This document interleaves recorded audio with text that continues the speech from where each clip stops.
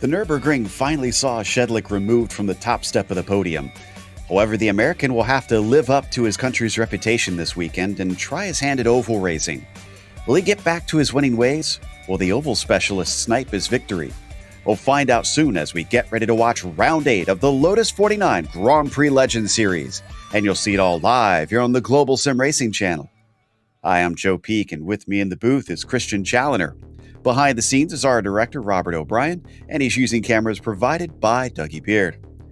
Motegi's oval saw a brief period in the limelight, but began to fade into obscurity in recent years. Let's bring it back to the forefront and take a look at it through our track guide. Welcome to the oval at the Twin Ring Motegi. Let's get a common misconception out of the way. While damaged in the earthquake of 2011, it has been repaired and would need very little done to see major racing action today. Got it? Great. But one thing is true, it doesn't get used that much nowadays, so it's great to have it here in the virtual world. In American terms, you can probably best compare this track to Gateway or Darlington in that it's egg-shaped. While both sides of the track are banked at 10 degrees, the difference is in the radius. Turns 1 and 2 are open, wide, and sweeping. Most high downforce cars will be able to take this flat out. The backstretch is also nice and wide, bringing with it plenty of side-by-side action. Turns 3 and 4, things narrow up a bit. In addition, the turn is much tighter, so you're giving the brakes a bit more of a workout here. And that opens up to a decently wide front stretch that the only challenge will be that wall on the exit of 4. Having been around since 1997, we've actually seen some history around this 1.549 mile, 2.5 kilometer track. The late down Weldon got Honda's first win here, and Danica Patrick became the first woman to win an IndyCar race here. The NASCAR Cup Series made the then annual Japanese Expedition race here in 1998. That was the first race Dale Earnhardt Sr. and Dale Earnhardt Jr. raced together on, and a NASCAR West Series points race was actually ran here in 1999. Who can take the checkered flag today at Japan's premier oval? Let's find out on GSRC.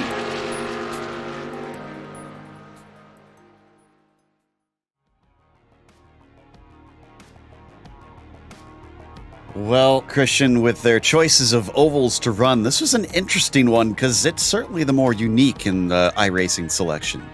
Yeah, absolutely. So it is just over the usual kind of 1.5 miles in length, but it's not uniform at each end of the track. So 1 and 2 is much wider. It's actually a very wide track, but everybody's going to be right down on the white line. And then 3 and 4 end, it's not quite Darlington levels of, like a difficult corner, but it is very difficult. It's much tighter, much slower than turns 1 and 2. So it does actually make for some very good racing. Yeah, we'll see how that plays out today because, well, the good news is they don't have wings to worry about the aero wash from the car ahead, so that should help give us some excitement. It'll all be down to the drivers having control of the mechanical grip. And let's take a look at the championship before we head off to the racing itself. And Jim Shedlick currently still leading the way with a swath of wins until last time out at the Nürburgring. Obviously, he wasn't at Hockenheim either, so it's been 2 races since he last saw victory, but we'll see whether or not he can return to the top step here today.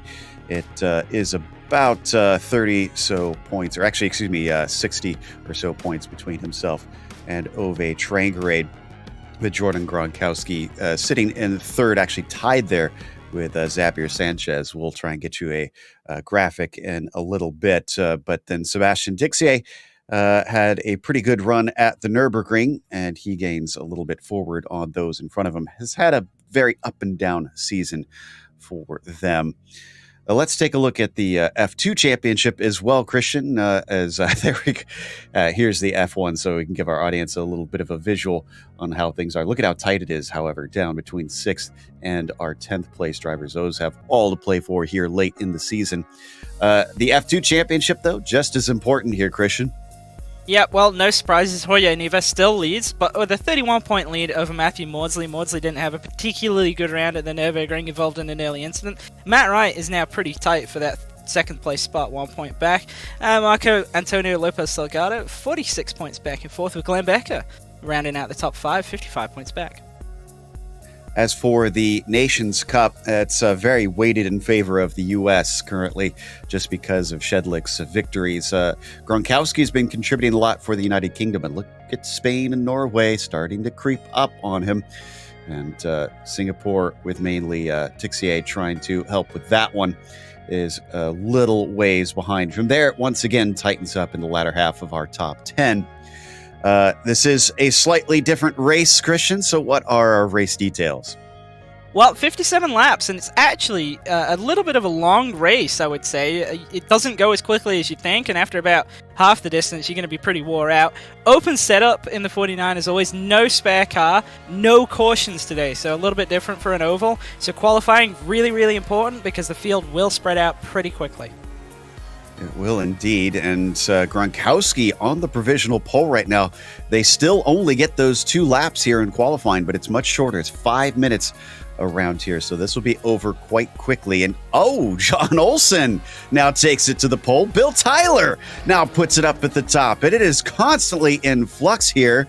So Gronkowski has been shuffled down to 4th as Nieva now is on the inside of the 2nd row, and Ove Trangrade, who is usually strong here on the ovals, now pops it up on a pole as Sebastian Tixier goes into 3rd. Gronkowski having a hard time, and the Finn is good on both the squiggly tracks and here on the circle tracks as Topi Kortiniemi is now up at the top step.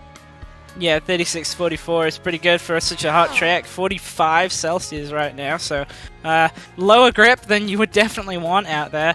And Jim Shedlick takes back the pole. There is the answer to my question earlier. He is good on the oval side, so he's got about a 10th over Topi Kortiniemi as well. That is a significant margin here. We're still waiting on about 5 drivers to set a time. Gary Ho, Tashima, and Buhaka. Asiu Buhaka is out there. Glad to see him joining in the number 2 car, actually. Pretty highly I-rated oval racer there, apparently. And he is just starting his first flying lap. So the Finn going to try and see if he can beat his fellow countryman Topi Kortiniemi there up on the front row. See him pinning the white line as much as possible through the middle, but then you got to really run it out to the wall, and it's so easy to just run out into the wall on the exit of turn 2. 3 and 4 a little bit more difficult. I go down to 3rd here on the iRacing setup. A couple other drivers might stay in 4th depending on the gearing. Again, same deal, try and hug the white line as much as possible so that you can basically just map the throttle on exit and wash out to the wall. Crosses the line. It's going to be a 37 flat. That'll be decent-ish as he puts it into 19th.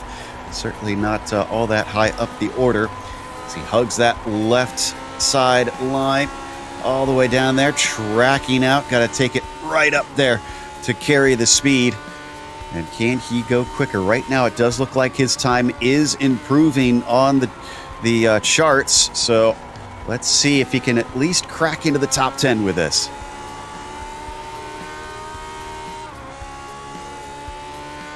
A bit of a sketchy exit, but he holds it well. 36.5, half a second faster. That's good enough for 5th. So that's a little bit more representative of that number 2 on his name. And I don't think we have anybody else able to qualify. No, indeed, that is it for our qualifying here today at Motegi for round number 8 of the Grand Prix Legends Series. So Jim Shedlick has managed to put it on the pole. It's Topi Kortaniemi who is going to be starting next to him. Jordan Gronkowski, who really needs to beat Jim out here, is going to start from third.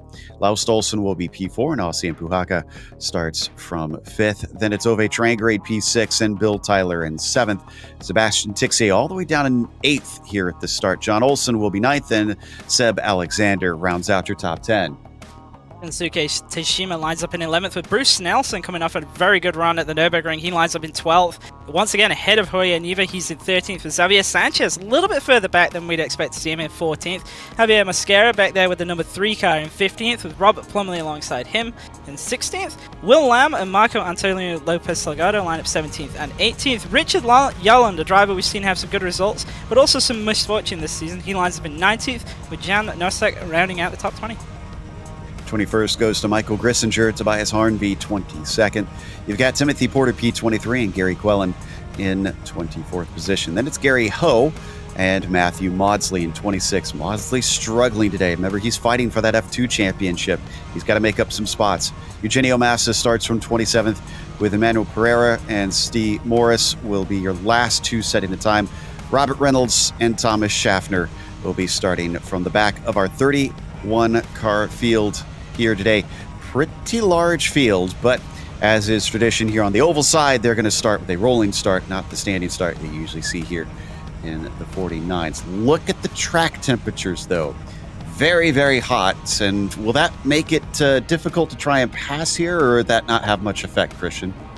I don't think it will make it more difficult to pass. I actually think it might help a little bit because the car will be a little bit more unstuck. It'll come down to having more confidence in getting back to the throttle and not washing out into the wall on corner exit. And, you know, it just creates a couple more mistakes, and that's really how the passes are generated here. I think if we see drivers kind of staying together, it's quite hard to break away when you're the leader because the draft is quite strong, and you can get a pretty good run to people's inside, especially down into turn 3. I think that's really where the major passing spot's going to be. But it's all going to come about from the corner exit. If the guy ahead of you slips up a little bit, that's going to give you the opportunity to duck to his inside.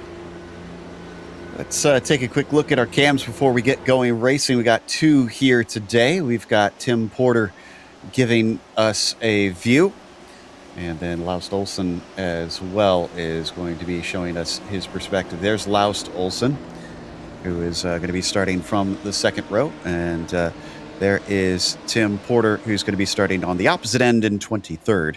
So a little bit farther down with some passing to make as the iRacing sedan is going to be pulling off here in just a moment. Shedlick going to be looking for a good start.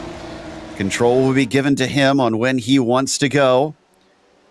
And he goes early. Green flag is out. Huge jump for Shedlick. In fact, Kortaniemi already has Gronkowski to his inside. Might be able to take that second place away as they fly into 1 and 2. Kortaniemi is holding tough, but he's starting to lose pace. Ozzy down in that 4th position, unable to get by as Olsen brings up 5th. Yeah, what we're seeing kind of in the mid-pack is a lot of drivers trying to get to the bottom of the track already. A lot of people ran high in 1 and 2, and you really don't want to do that. There's not a lot of grip up there, and it's just a longer line around the corner, so they're in a fight to get to the bottom of the track. Some cars all the way out to the 3rd or even nearly 4th lane right now. And in fact, Kortaniemi managed to get to the bottom side underneath Gronkowski, but Jordan had a better run off of 4, so he retains that second place. Huge send from Laust Olsen down into the first corner, but unfortunately went a little bit too deep as we continue to ride on board with Topi Kortaniemi. The Finn just following in line behind Gronkowski. They might not want to fight too much, I would think. As you said, no cautions here, Christian, and Shedlick's already got 8/10 over them. Yeah, he got a really good jump at the start. He was out to almost a second at one point. I think he's just on the edge of the draft range for Gronkowski, so it will definitely benefit the guys behind here to not fight so that they can try and get back to Shedlick, because that was a really good jump by him, and that's pretty much put him in the best situation possible. Still a little bit of side-by-side throughout as I'm seeing some positions change. It's mostly down towards the back of the pack where everybody's kind of trying to sort them out. We're seeing Ove Trangerade here from above in the 7th position. He's being chased by Sebastian Tixier, and he's got Bill Tyler in front of him.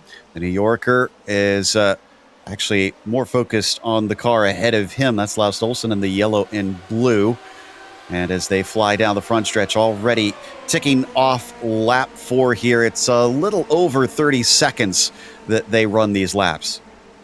Yeah, and it's very, very intense. It's going to kind of come as a shock to them when they're only halfway through the race, because with the 49, you can never relax, you know. So 57 laps, even though on a 1.5 mile oval, that typically isn't that long of a race. It's really going to test these guys. Ooh, and down to the inside, a big peak from Kortaniemi. He keeps wanting to try and push Gronkowski off the bottom, and instead it looks like Kortaniemi's the one that finds himself being forced off there as Ozzy gets to the inside and then backs off of his fellow countryman. So Puhaka is starting to try and take advantage of the little slip-ups that the 14's making in his battle with the 31. Yeah, and I'm a bit surprised that Topi went for that, actually, because they were down to about 0.6 behind Shedlick, and that lost them another 10th having that fight there. Just a little bit behind this group as we take a look at Laust Olsen. We have had at least one Japanese driver show up, but it is not Hisada like I expected. It is Shunsuke Tsushima back in 9th place, doing pretty well out here. The Japanese drivers will often show up in their country's tracks, hoping to try and claim a home victory. And here you see the 9th place driver losing a little ground to the front group. He'll have to try and pick up the pace here. Yeah, but he's in a good spot. If he can just stay connected to this front group, he's actually got a pretty decent gap behind him right now. He's got 0.6 back to John Olsen, and then there's a huge fight going on for that 11th spot that Bruce Nelson has right now, and he's dropped away from that lead group. Oh, and Kortaniemi just got 2nd place away from Gronkowski, so he has managed to get to the inside and get the job done. That's up to 2nd. Can he run down Shedlick from here? Because Jordan wasn't looking like he was going to cut it. As we watch from on board with Laust Olsen, pucker factor is mildly there, but we've seen worse, so obviously not too tense right now. Yeah, and he's in a great spot here. He can just allow everybody ahead of him to kind of pull him along, and that's really the game plan, and that's kind of how oval racing is. You know, it's all positional, even at a track like this with the 49, to put yourself in with a chance of winning the race at the end of the race. So you don't need to push too hard right now. You just need to not drop too far back that it's a mountain to climb at the end of the race. That's a fair point. Also, Jorge Nieva, our F2 championship leader, is not doing so hot himself today. He's still down in 15th and seems to be unable to make much inroads forward, as he's lost 2 since the beginning. And look at the pack that he is in and amongst as well. Yeah, and I'm really surprised about that, because I was looking at a race earlier this week, and Nieva was very, very competitive. He was fighting for the win, so he's definitely further back in the pack than I would expect to see. And also, in one of the earlier races throughout the week, Ove actually spun out going into turn 1 on lap 1, so he looks like he's sorted out his car handling issues just a little bit today. Maybe his desire for a loose car bit him on that occasion. But look at this, 2x2 going through 1 and 2. And up at the front of it, that's going to be Seb Alexander, who pulls away. Sanchez slots back in a line. And Nieva was taking a look on Nosek, but couldn't make it stick. Nosek absolutely chucks it into the corner, but so does Sanchez on the high side. Maybe a little too deep for him, as Alexander's able to hold the bottom. Or is he? Here comes Nosek with a very good run down below him by about a lane. Yeah, that's the thing. So if you're on the bottom, it's a major advantage. Obviously, through the middle of the corner, you can gain quite a lot. But if the car is still on the top side, on your outside at corner exit, they can pinch you down and stop you getting that drive off. Ooh. So if you don't complete the pass... Sorry, the lead. Kortaniemi's just made a move on Shedlick. We didn't even realize he was running him down, and he's passed him for the top spot already.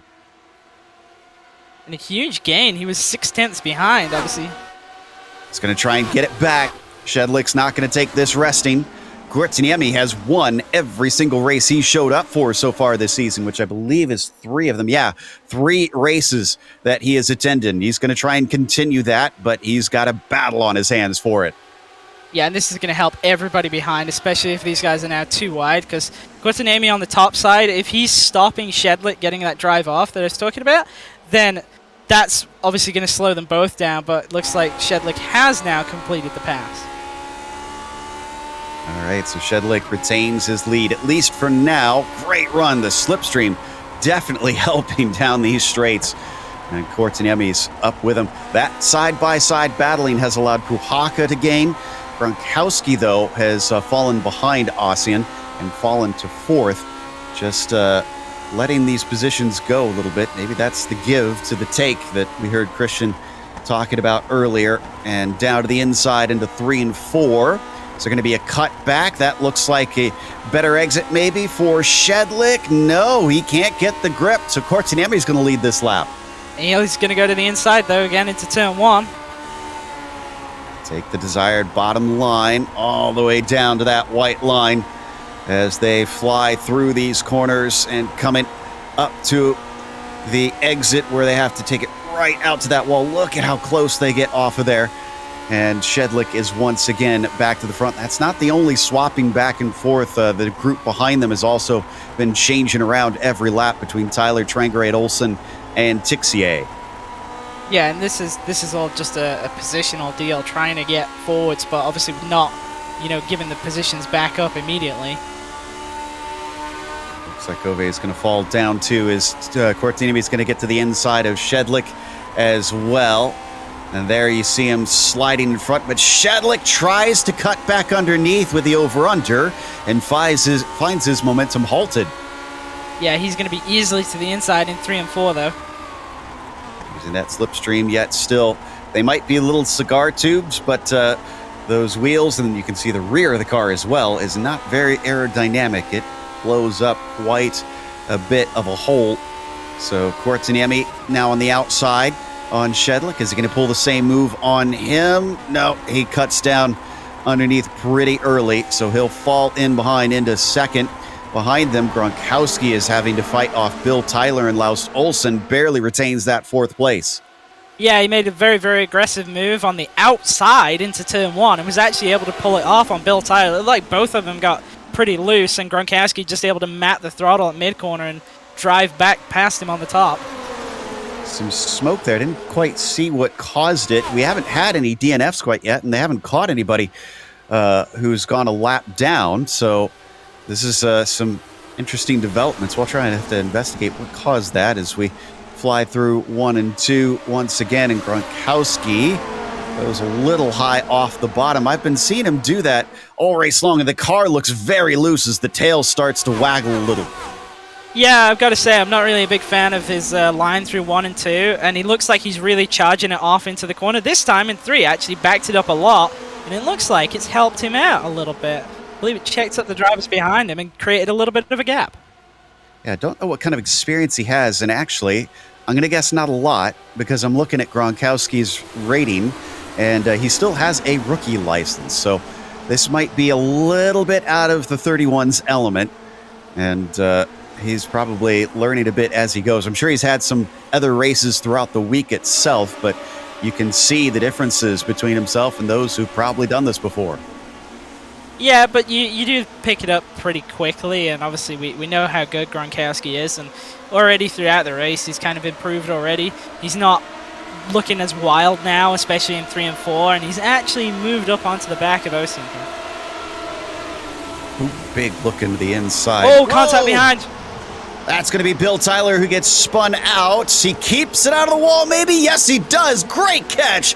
Tixier was the other one involved in that unbelievable catch, and he is probably extremely thankful this track is as wide as it is. Yeah, it looked like it was just a stack up on corner entry here.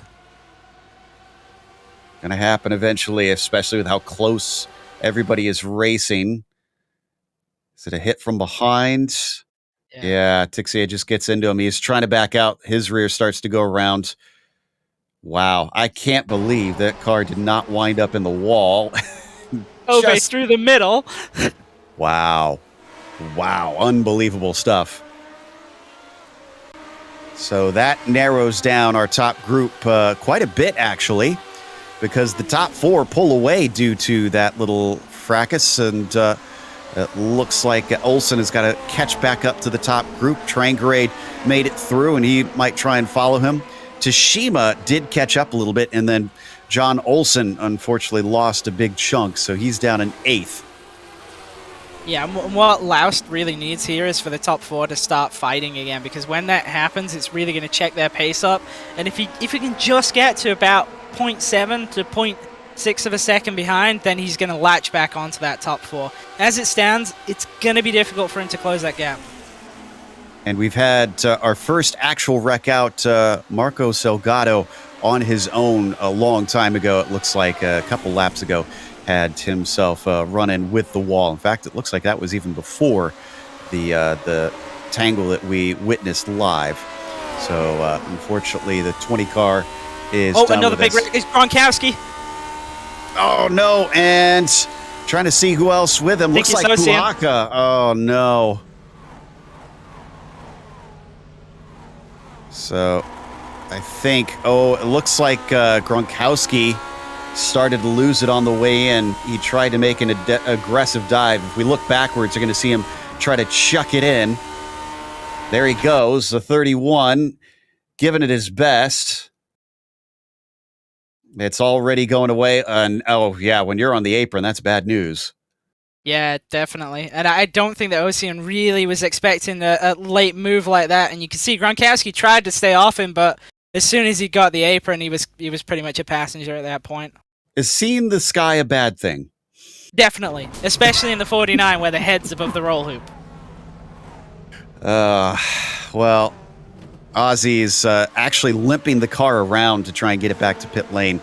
I'm not sure how great of a result he's going to be able to get. Yeah, it's very much crabbing. Shedlick, in the meantime, is now down to 2. Himself and Kortaniemi, who is ahead of him. But the gap down to Ove Trangrade is about 1.5 seconds. It has been whittled down, pared down to just this couplet. And will it stay that way? Does Trangrade have the pace to catch them up? He's got Laust Olsen with him right now, so maybe they could work together a little bit. Yeah, and I think that's what happened there. I'm not sure if Laust necessarily let Ove pass him, but it doesn't look like he's trying to really, repass him, and hopefully Ove can tow those guys back up. And Tashima is actually in amongst this group as well, almost. He's pretty much on the back of the draft of Laust here. And Shinsuke, we should mention, seems pretty skilled on the oval side. The information that we've got on them is their oval licenses. And he's an A-class with a 3100 I rating. In fact, he's the number 5 out there today. So doing pretty handy. There is the Japanese driver at what seems to be a regular sort of racing for him. As we, I think this is on Tim Porter that we're watching now. Where is he currently? He's in 17th, and he's behind a huge fight. There's a massive train of cars. It's pretty much all the way back from Seb Alexander in 8th spot, all the way down to, well, Robert Plumley in 18th. There's a 10-car line. Yeah, you can just see him up ahead. And this is a very appropriate car for this track. The Netscape car running a track that probably saw most of its action the late 90s and the early aughts. So the number 5, or the car of Porter in the number 28. Ooh, actually, he's got a lot of action behind him there. That's Robert Plumley. Oh, a huge moment on the exit of 4 there. Plumley now to his outside.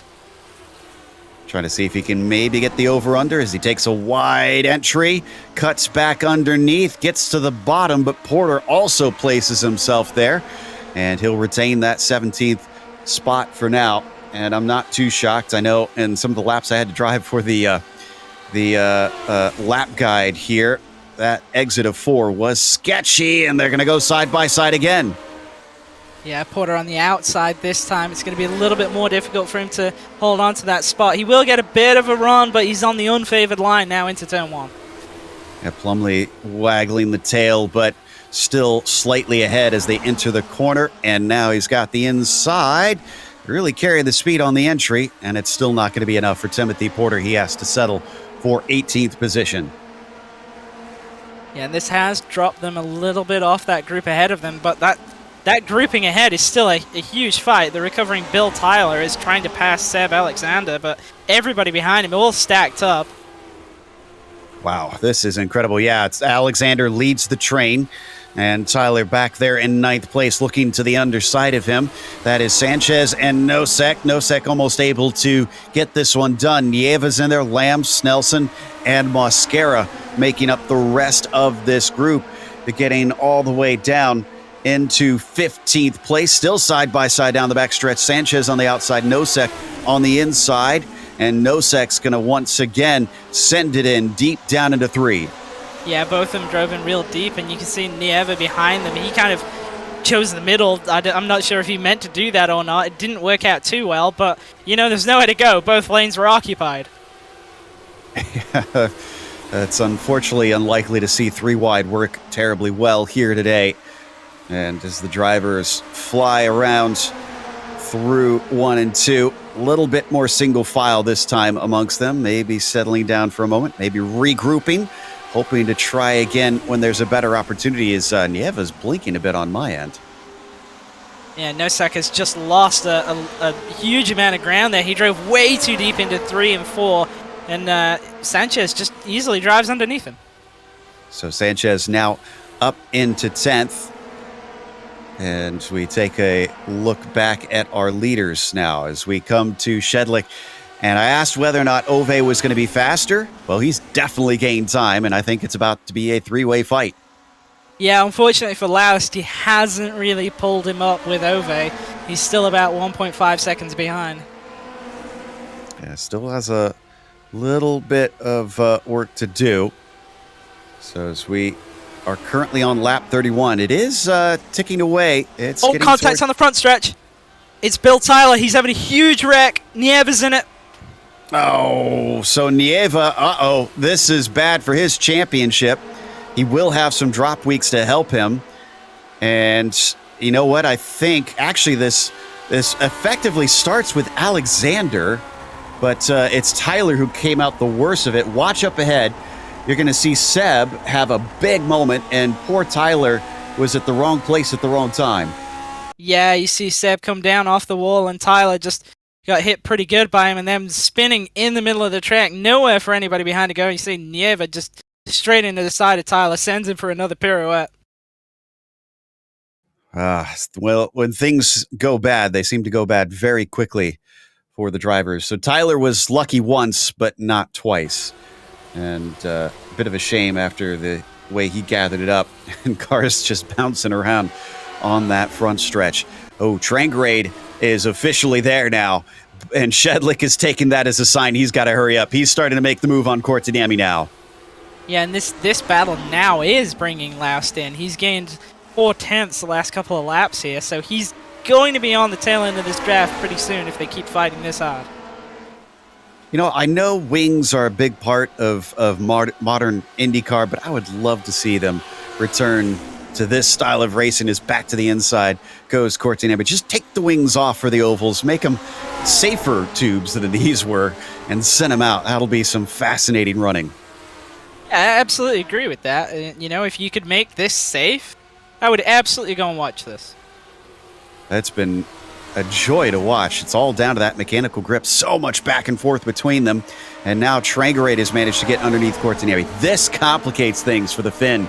Before, he had a simple back and forth between himself and Jim. But now, and we know Ove, Christian, he loves to battle. He's going to take every chance to be in first. Well, yeah, absolutely. There's over 20 laps to go, but Ove is going to race you every single lap of the way. And there's Olsen now. Laust has made it 4, and it gets ever more complicated even. So how do you play this one? Shedlick leads this lap through. And let's see, how far back is it to the other Olsen who's in 5th? About 1.7. They could still be caught by John. It all depends on how hardy of a battle it winds up being. Yeah, absolutely. That's the thing. And that's really what's pulled Laust up as well, that this battle sort of kicked off a bit. You see Topi going back to the inside of Jim, and now Ove's maybe going to have an opportunity to sneak through on the bottom himself here. He's looking, but Jim able to close that gap before he could get there. Another good run down the front stretch for Jimmy, and he's going to be able to get to the inside. Ove, does he want 3 wide? He thinks about it. Doesn't get there in time, but he does get his nose under Cortiniemi and then has to back off. Now Cortiniemi gets a very good run coming off the turn. So does Trangrade. He has a rocket ship coming up on him. Are we going to go 3 wide again? No. Yeah, it's too early for that, I think. And you know, Ove knows that if Topi goes to the bottom and puts Jim on the top, he can probably sneak by on the bottom following him. So no need to go for an aggressive 3 wide this, well, it is late in the race, but this early in the end of the race. Yeah, I think that's going to be a 10 to go sort of move as he almost gets underneath Shedlick this time. And he is going to be underneath him.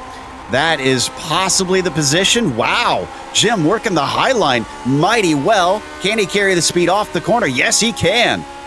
Yeah, he's going to get a bit of a draft from Topi here. It's going to make Ove's pass on the bottom pretty difficult. You see Laust going to the top side here.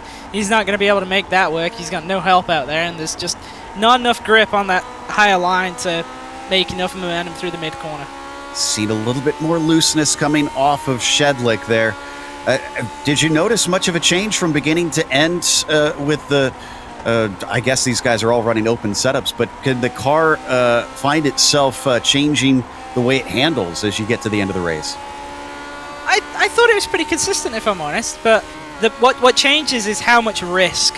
And you'll see that, particularly coming off of 2, you've got all those Honda banners on the outside wall, and that's where you end up if you push it a little bit too hard. But what you'll see is the gap there is going to close up. There's going to be less margin. You see over here about a tire's width to the wall now on the exit of 4, and that's going to get even closer as we get towards the end of the race. And that's really what changes, is how much you're willing to risk. And you'll see it as well a little bit through the mid-corner here. Some drivers we've seen already putting the left sides on or under the white line to get a bit more rotation. But you've got to be careful with that, because while it will kind of physically yaw the car out more, it won't necessarily rotate the car more through the turn. You know, you still have the same amount of grip, and so you can end up washing way wide on exit and out into that outside wall. Well, it's a Finn leading, but we have lost one of the other Finns in this race, Ossian Puhaka. Let's see if we can have a chat with him before this gets down to the wire. And he unfortunately was wrecked out with a tangle with Bill Tyler. And Ozzy was a bit surprised to see it show up, but obviously you've got plenty of oval experience with that number 2 on your car, as we see Shedlick going to get another move to the inside. How was it like out there up at the front? It was fun until it lasted. As long as it lasted, I mean. Yeah, it was a bit of a shame to see that happen when it did. And apologies, it sounds like your microphone a little bit sketchy right now. And Cortiniemi is going to get back up to the front. Watching these 4, if you were still out there, where would you want to be? Up at the front or sitting in Laust's position? I would probably be sitting in Laust's position. Is the microphone better now? No, it's still a little, a little poor. So we'll have to talk to you maybe a little bit later in the meantime, as we still go side by side with our 2 leaders. That was Ossian Puhaka, unfortunately an early DNF today. And look at this, all this lap traffic starting to approach. How will this complicate things? Where will those lap cars place themselves?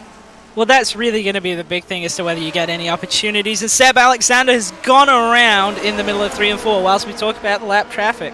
He's ended up on the outside wall, another car involved. I'm not sure who it was. Yeah, I'm trying to see if I can find it myself. That, Seb was way up high, just spun to the inside, and Richard Yolland was the one that made the contact with him. Meanwhile, coming off of turn 4, Shedlick and Trangrade are going to be side by side. I'm kind of impressed that Shedlick has managed to hold off Trangrade as long as he has, but not this time, it appears. Yeah, and I agree with what Osi said about being in Laust's position, because you don't have to push at all. You know, he's got no threat from behind. John Olsen is about 1.2 seconds further back here, so he's not threatening Laust. And Laust can just watch this kind of revolving door situation for the top spot happen in front of him without, overstressing himself, and kind of can see what moves do and don't work and what they'll give you, and set himself up for the end of the race. All right, crossing the line yet again. We're down to about, looks like 14 laps to go now for our drivers. And Courtney holding the track advantage up in front of them. It's Gary Ho. But then from there, it's a real battle between Massa, Maurice, and Reynolds. And that is for 19th place. Each of those drivers have gained a lot just by the attrition that started to pick up here late in the race. Yeah, and that's what's going to make it difficult for our leaders moving their way through the lap traffic, that everybody is in these groups. They're having their own fights, so they're not going to want to give up track position, because we've already seen that you don't want to be on the top of the track. And we've got a lap car running the bottom here. Ove having to deviate from his line at the last minute, costing him a position there to Shedlick. So that worked out in favor of Jim. Maurice is going to hang on the bottom down the straight. Nicely done for him, trying to stay out of the way. Shedlick carrying the speed, though. He might be able to take the lead away from Courtney, but will luck, unfortunately, switch back on him and cost him if he comes up on lap traffic. Massa is up next. Will Massa pull out of the way? He's down the front stretch, and he's going to let them through on the inside. There comes Courtney on the outside, but now Courtney looks like he's going to get held up a little bit. Yeah, I think Toby was looking for the outside there, but realized that there was just nothing going, especially with the lap traffic also going to be in the lane he wanted to be in. Lovingly dubbed Back Row Bob, not just by his competitors, but as he's embraced the comparison, as they are going to go 3 wide, but this time with a lapped car. And looks like Robert Reynolds is going to stay up high, but we continue the wheel-to-wheel racing. Shedlick just losing out on that longer line. Yeah, but he's looking back to the inside already for turn 1. He's able to cut underneath. And now he is through. So back to the lead for him. It looks like they have made it through that group, and they finally get a little bit of clear air before it's Emmanuel Pereira in 18th. They are probably going to catch him before this is over, but they've got some time. Big dive to the inside from the 14 machine, and he's got the desired line. Yeah, and I'm a little bit surprised these guys are still racing so hard with 10 laps to go. And I know that sounds a little bit silly with 10 to go, but positionally, you're in a good spot. So to be this aggressive, we might see 3 wide here. No, Ove thinks better of it. Oh, and unfortunately, Netscape has crashed. Control-Alt-Delete for Timothy Porter, and he is going to try and get it back on the road. He is rolling. He didn't hit anything, it appears. So we continue to watch the battle up at the top. Shedlick looking underneath Courtney, and Ove Trangrade could be the fly in the ointment amongst them. He's been trying to battle with them, but he is potentially able to shoot by both. Olsen could be a dark horse as well. He's been very, very patient back and forth, but we don't know what he has to unleash underneath him, as once again we swap around. This time it's Trangrade and Courtney who shuffled a third. Yeah, and I am kind of wondering when Laust is going to, make the decision to get into this fight. He's got plenty of opportunities coming off of for turn 2 and 4 here, but he's never taking them. He's looking like he might be thinking about it this time. Yeah, season opening underneath Courtney, who rides a little bit high. A big bobble from Shedlick. He catches the car, and that allows Trangrade a brief breakaway. Yeah, and that's going to be big to put Shedlick back in that 3rd spot. He will be able to go forward, slots in just ahead of Olsen there. And John Olsen has caught them. I didn't even realize that he was gaining so quickly. So now it is a 5-car fight for the lead. And Shedlick does not like this 3rd position. He immediately goes on the attack of Courtney, and he is through before they even get to the exit of this part of the track. So coming off onto the front stretch, and now everybody's pushing like the Dickens as we see multiple cars waggle their tails. Yeah, Ove with a big slip up there, and that's going to cost him a lot. He's going to go probably all the way back to 4th here. You see Laust trying to fill that gap. He's washed up just a little bit. Ove really trying to get back in 3rd. Everybody wants to be in 3rd. That seems to be the position that people think they're going to win the race from. And it's coming down to it, as it looks like Courtney is going to try and peel it away from Jim Shedlick. It'll be 6 laps to go this time by for our drivers. Courtney successfully through. And Ove Trangarade, who led for a while, tries to come back on the outside using the slipstream well, but sends it in extremely deep. He's up on the third, the fourth line. Yeah, I can't see that working. It's just going to be so difficult to turn the car down the track, and you can see him fighting a little bit. He's not really getting a better run than Laust is on the bottom. He's just got a little bit of draft assistance, which might help him hold on to this third spot. But I think the place you want to be, I think you want to be second, starting the last lap, and I think you want to try and get to the inside of 3 and 4, and I think that's the best opportunity to win the race.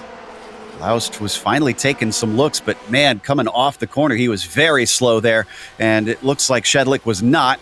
He gets to the inside once again and cuts underneath. This back and forth, eventually they're going to run out of time. The music will stop, and who will be left with a chair here in this game?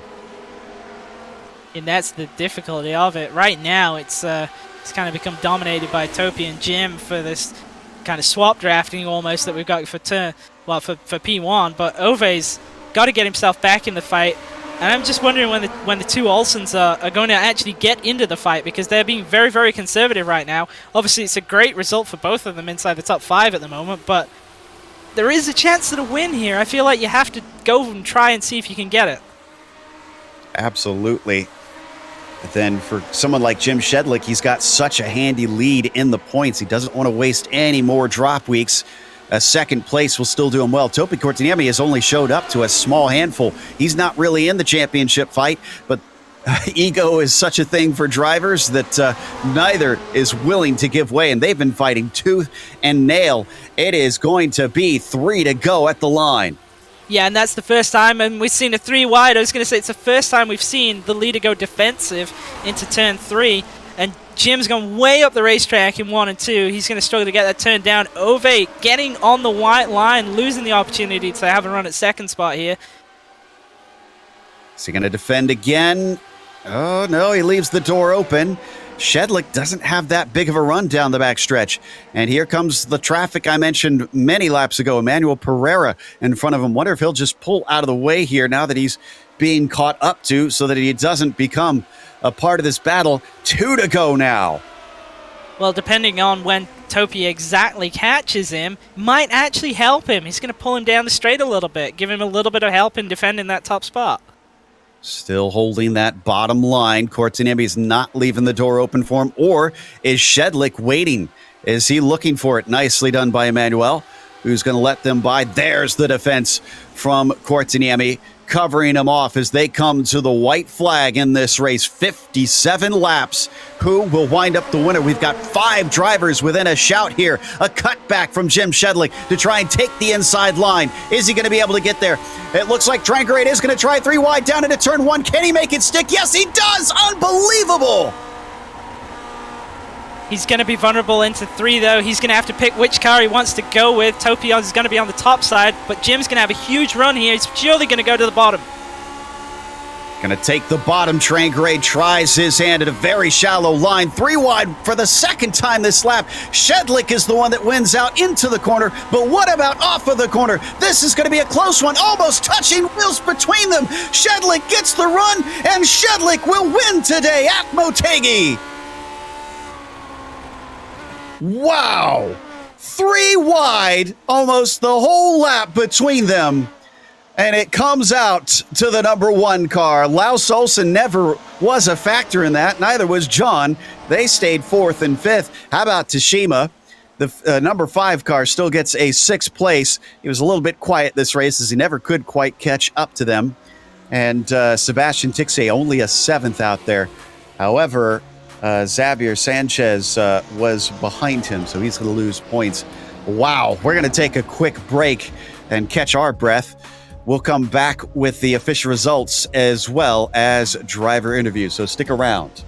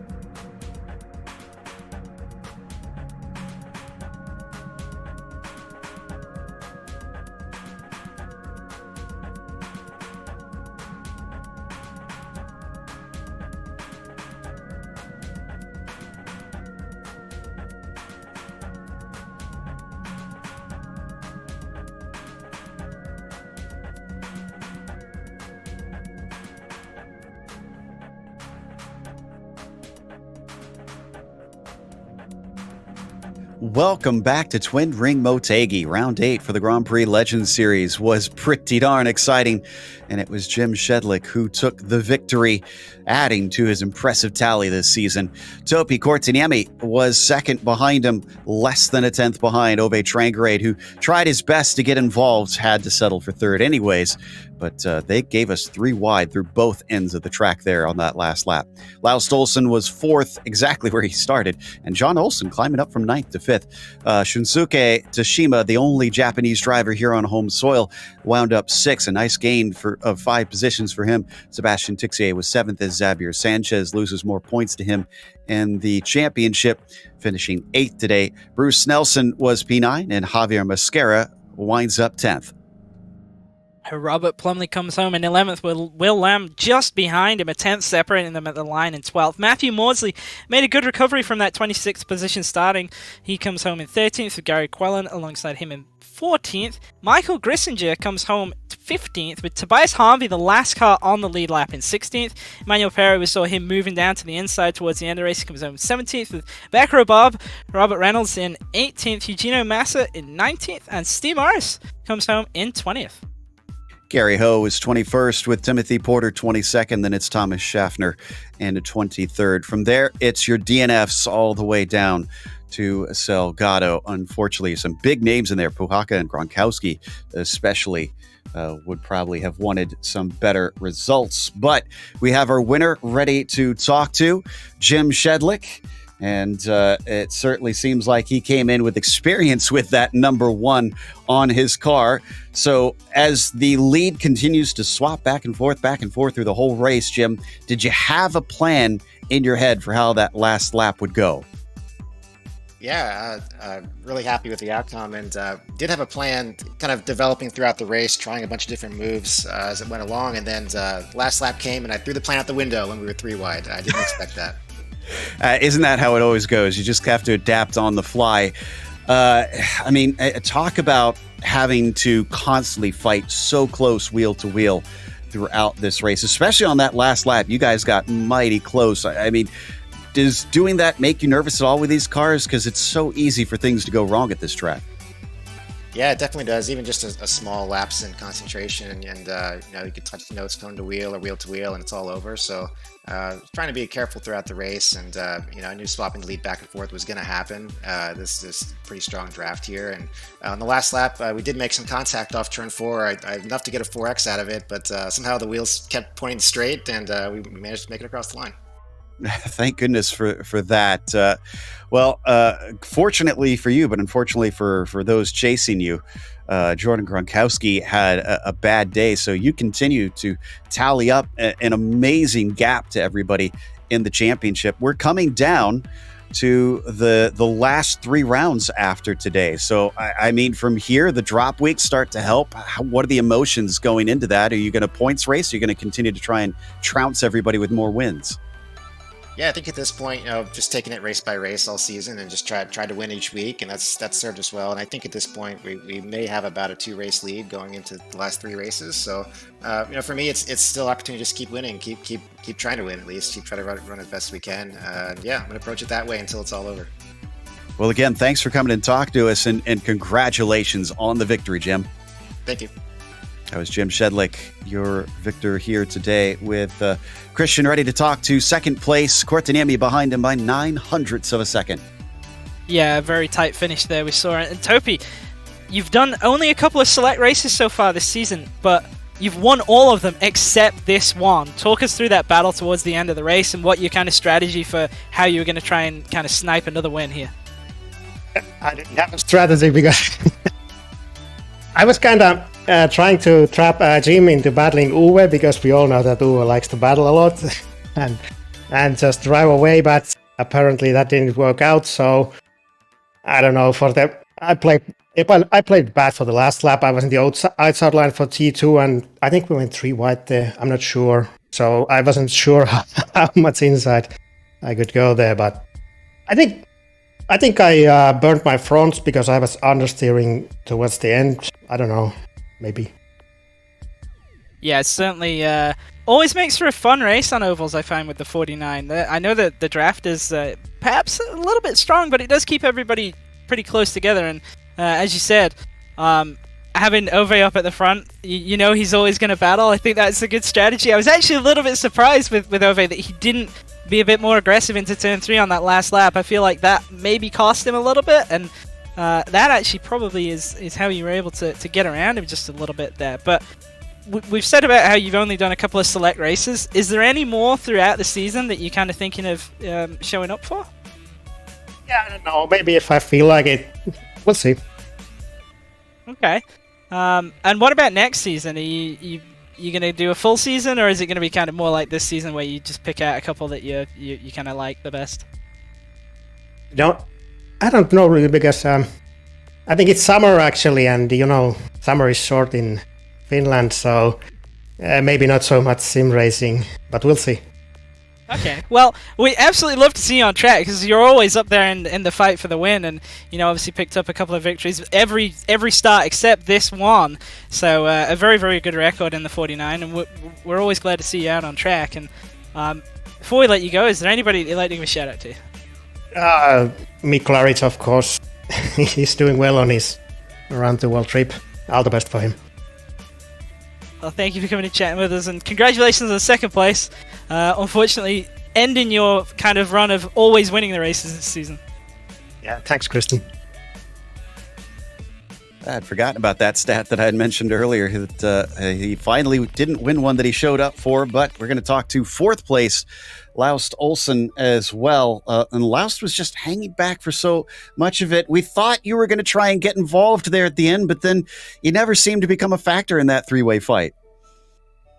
No, to be honest, I didn't really have the pace to be able to challenge those guys in front. I was barely able to keep up when in the draft, so I was just hanging on for my dear life. But it was quite exciting. So there was one time, I think halfway through the race, where I was about second behind or something, and I was really afraid that I wouldn't catch up again. But luckily they started fighting in the front, so that got me close again, and I could hang on for the rest of the race. It looked like it was helping out for sure. Now, you don't come in here completely inexperienced, because you have an A license over on the oval side, it looks like. So how much of the oval side of iRacing do you do? Because I'm trying to recall how much I've seen you drive on this. Until 3-4 seasons ago, I usually drove one oval series every season. Normally the fixed B class. So never really been good at it, but yeah, average. But had great fun. But then the past couple of seasons, I've been focusing more on the historic series, the 79, the 49, and Camel. So I haven't really had time to drive the oval anymore. That's understandable. There's only so much time in the day. Fourth place, do you feel happy about that in the end? I'm super happy about it. It's more than I had expected coming into the week, so I'm super glad for it. Well, a fantastic job. It certainly looked like it was fun out there today, and hopefully we'll get to see you when we head off to Laguna Seca in a week. Of course, I'll be there. That was Laust Olsen, who finished in fourth out here today. And one more, we've got Christian Challenger with our favorite paint scheme of the track. It's Tim Porter. Tim, it looked like it was going to be a really good result for you. You were actually running as high as 14th at one point, and then little mistake at the start of 47. It looked like you got into the back of Gary Quellen and kind of undid all your hard work there. Yeah, I know. I was having so much fun too, and Gary, God bless him, he's a gentleman, and he was able to navigate around a couple of my bobbles, and I didn't take them out, and I felt very good. And boy, I was really looking forward to a good finish, but that's the way it goes. That's why that's why I got the 28 on my car. I usually find a way to frig it up somehow, but geez, it was a lot of fun. Yeah, it certainly was, and it put on a great race throughout the field for us, and it was looking really, really good. You were looking like you were on for the top 15 there, and just unfortunately went away from you a little bit. But next week, kind of back to sort of more normal tracks, I would say, after this kind of run of a little bit of oddball tracks we've had, with the Nürburgring and Motegi Oval. Back to Laguna Seca. You got any thoughts on that one? Well, I would look forward to Laguna Seca. I'm going to miss the next two. Real life is getting in the way. I wish, I had more time to do the important stuff like my sim racing, but it's just the way it is. I would have liked to be in there, but I'm going to miss the next two. I'll see you at the end. Well, that's unfortunate that we won't see the Netscape car out on track. Yeah. We love to see it. We always look for it, but we'll be glad to see it back. Watkins Glen Classic Boot is the last race of the season, so hopefully we'll see you there. I think that's a lot of fun. I will be there. Everything I can do to show up. Excellent. Before we let you go, is there anybody that you'd like to give a shout out to? Brother Cameron's out there somewhere. He couldn't join us this week. He decided he needed to go camping under suspicious circumstances, and I think it's because he knew I was faster, on these ovals. So we'll see him. Excellent stuff. Well, we're glad to have you, and good luck when you do come back to the season at Watkins Glen. Thanks, Christian. See ya. That was Tim Porter, unfortunately winding up a lap down in 22nd today, but it's also going to wrap up our broadcast. Before we go, a big thank you to the Lotus 49 community for bringing us back for another season of coverage. And also thanks to the companies that provide the software and hardware for our broadcast listed here on your screen. Additional thanks to June Lalonde, who provides our wonderful music. Check out her Bandcamp if you want to see more of her great work. And thanks to the team today, Christian, Rob, and Dougie. You can find more info about GSRC at globalsimracingchannel.com or through our social media. Also, check out our merchandise store. It's gsrc.storenvy.com. We keep a link in the description below. Don't forget to subscribe to our YouTube channel so you don't miss a moment. And that next race is going to be at Laguna Seca, Saturday, May 21st at 9:30 a.m. Eastern. We have upcoming races for other series listed on the screen, so check those out. Mark them down on your calendar. Up next, later this afternoon, the Camel Series goes to Lime Rock Park. That'll be at 1 p.m. Eastern. So until next time, race clean, race hard. We'll see you on the track.